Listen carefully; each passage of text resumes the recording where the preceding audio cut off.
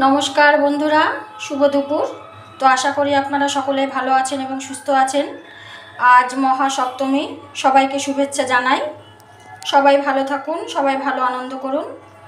তো আজকে দুপুরবেলা আমি যা যা রান্না করেছি সেগুলো একটু আপনাদের সঙ্গে শেয়ার করি। তো এখানে হাঁড়িতেই আছে প্রথমে ভাত, এখানে শসা কেটে নিয়েছি,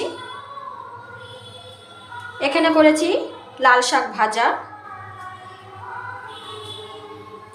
এখানে করেছি জলপাইয়ের চাটনি,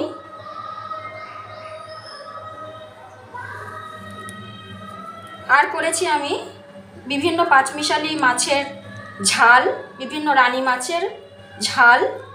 তো মাছগুলো খুব জ্যান্ত ছিল, সেজন্য আমি এর মধ্যে সর্ষে ব্যবহার করিনি, জিরে বাটা দিয়ে করেছি, আর টমেটো আর ধনেপাতা ব্যবহার করেছি।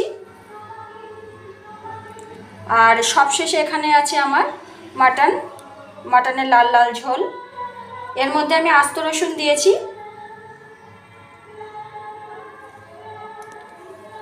তো আমার রান্নাগুলো যদি আপনাদের ভালো লাগে তো সবাই লাইক, শেয়ার, কমেন্ট করবেন।